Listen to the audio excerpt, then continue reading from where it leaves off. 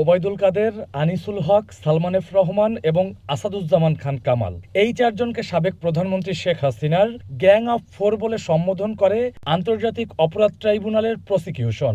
বলা হয়, জুলাই অভ্যুত্থান দমনের নানা পরিকল্পনা এই চারজনের কাছ থেকেই নিতেন শেখ হাসিনা।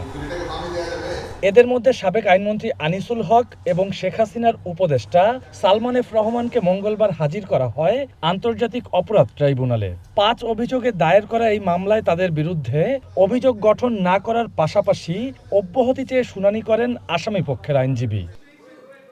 তিনি বলেন, রুলস অব বিজনেসের দায়িত্ব বলে সাবেক উপদেষ্টা সালমান এফ রহমান এবং সাবেক আইনমন্ত্রী আনিসুল হক আইনশৃঙ্খলা বাহিনীকে তদারকি বা হত্যার নির্দেশ দিতে পারেন না। তাই এ মামলা থেকে মক্কেলদের অব্যাহতির দাবি জানান তিনি। ঢাকার মেট্রোপলিটন যে কমিশনার, তিনি হাবিবুর রহমান, তিনি মূলত তার অধীনস্থ যে পুলিশ বাহিনী ছিল তাদেরকে আইন প্রয়োগ করার নির্দেশ প্রদান করেছেন এবং আইনগতভাবে আনিসুল হক অথবা সালমান এফ রহমানের এই ধরনের কোনো নির্দেশ দেওয়া বা এই ধরনের ঘটনার সাথে সম্পৃক্ততার কোনো অভিযোগ ও তথ্যপত্রের মাধ্যমে এই ট্রাইব্যুনালে উপস্থাপন করতে পারেন নাই।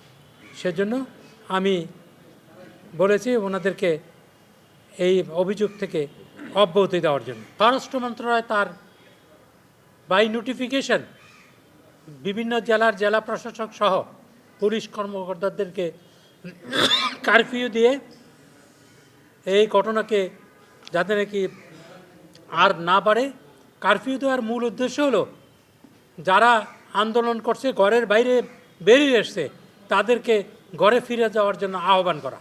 কারফিউ বিষয়ে আসামি পক্ষের এমন বক্তব্যের পাল্টা যুক্তি দিয়ে চিফ প্রসিকিউটর বলেন, জুলাই আগস্টের কারফিউ ছিল গণহত্যার উদ্দেশ্যে। কারফিউ কোনো সময় জনগণের জন্য আওয়ামী লীগ সরকার দেয়নি। তারা কারফিউ দিয়েছিল একটা জেনোসাইড করার জন্য।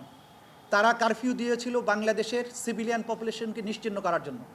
তারা কারফিউ দিয়েছিল বাংলাদেশের মুক্তি পাগল মানুষের শান্তিপূর্ণ আন্দোলন, বৈষম্যহীন সমাজ প্রতিষ্ঠার আন্দোলন, 15 বছর ধরে অবৈধ ক্ষমতা দখল করে থাকা ইউজারপার তাদের হাত থেকে নিষ্কৃতি পাওয়ার আন্দোলন। সুতরাং কারফিউ দিয়ে জনজীবন রেস্টোর করার জন্য তারা কারফিউ দেয়নি। যারা আন্দোলন করছিল তারা ছিল নিরস্ত্র, তারা ছিল মুক্তিকামী, তারা একটা ন্যায্য দাবির জন্য আন্দোলন করেছিল, যার ব্যাপারে কোনো প্রশ্ন তোলা যাবে না। কারণ জুলাই আগস্টের আন্দোলন, জুলাই চার্টার, জুলাই সনদ এবং রাজনৈতিক দলের ঐক্যমত্যের মাধ্যমে এটা জাতির মুক্তি সংগ্রাম হিসেবে বিবেচিত। আনিসুল হক ও সালমান এফ রহমানের বিরুদ্ধে অভিযোগ গঠন করা হবে কিনা তার আদেশের জন্য 12ই জানুয়ারি দিন ঠিক করে ট্রাইব্যুনাল 1। এছাড়া এদিন জুলাই অভ্যুত্থানের প্রথম শহীদ আবু সাঈদ হত্যা মামলার 4র্থ দিনের সাক্ষ্য গ্রহণ শেষ হয়েছে। Rakibul Rahat, one news, Dhaka.